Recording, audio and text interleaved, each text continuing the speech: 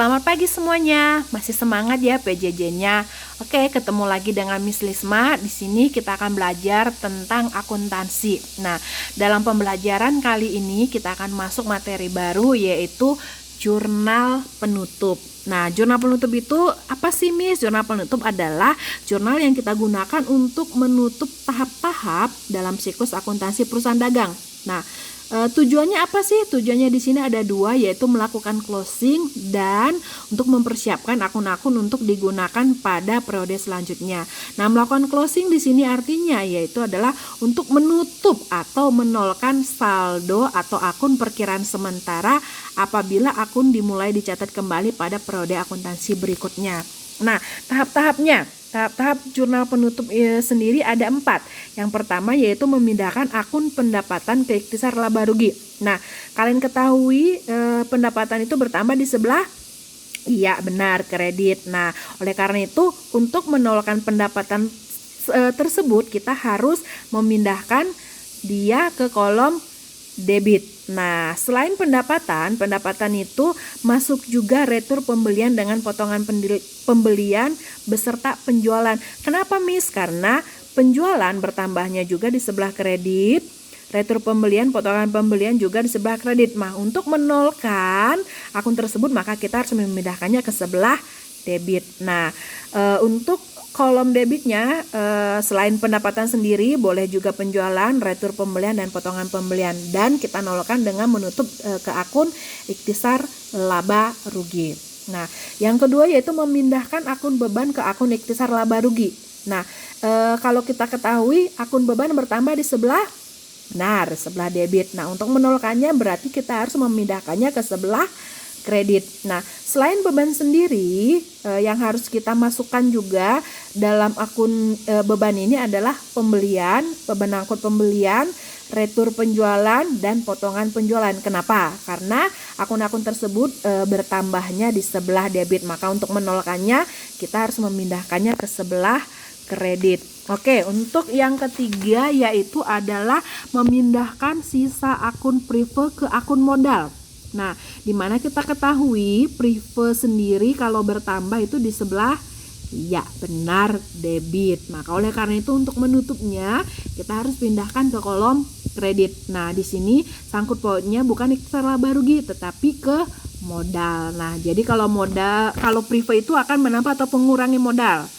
Iya benar, mengurangi modal. Nah, kalau modal berkurang berarti di sebelah debit. Maka untuk debitnya kita masukkan modal, sedangkan untuk kreditnya kita masukkan prive. Nah, yang keempat itu adalah memindahkan sisa akun ikhtisar laba rugi ke akun modal. Nah, tadi kan kita sudah di sini kaitannya dengan sisa akun, maksudnya di sini adalah laba atau rugi jika kita mempunyai laba atau rugi. Nah, jika laba maka ikhtisar laba ruginya di sebelah debit dan modalnya di sebelah kredit. Kenapa? Nah, kenapa? Ya karena laba itu akan menambah modal. Nah, jika modal bertambah maka letaknya harus di sebelah kredit. Maka untuk debitnya ikhtisar laba rugi, sedangkan untuk modalnya di sebelah kredit. Nah, apabila jika rugi itu berarti modalnya di sebelah debit. Kenapa? Karena modal kita akan berkurang karena kita mengalami kerugian. Maka di sisi debitnya adalah modal, sedangkan di sisi kreditnya adalah ikhtisar laba rugi. Nah, sebagai contoh, coba perhatikan ini, kalian sudah pernah punya. Nah, tapi mesti semakan perhatikan kembali nih. Ini kita lihat adalah laporan laba rugi dari PD Segar.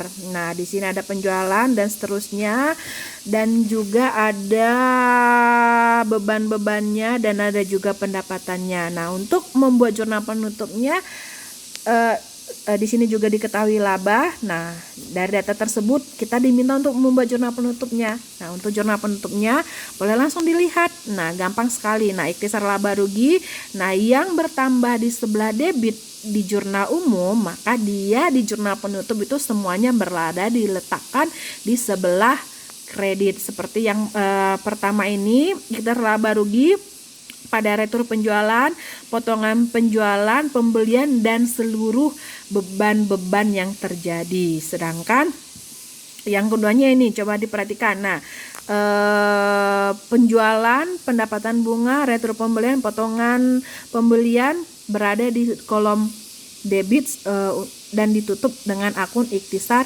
laba rugi. Nah, untuk modal untuk Prive sendiri, karena tadi Prive kita di awal adalah 350, maka kita tutup jadi modal pada Prive dengan nominal 350. Nah, di sini kenapa modalnya di atas, kenapa modalnya di debit miss? Nah, karena pada laporan laba ruginya kita di sini mengalami yang namanya rugi bersih. Rugi bersihnya itu adalah 546.000. Nah, maka di jurnal penutup kita modal itu berada di sebelah debit, bukan di sebelah kredit. Karena kita rugi mengurangi modal kita, maka modalnya di atas dan ditutup dengan jurnal ikhtisar laba rugi sebesar 5.810.000. Sampai di sini bisa ya dipahami ya. Semangat untuk mengerjakan soal-soalnya.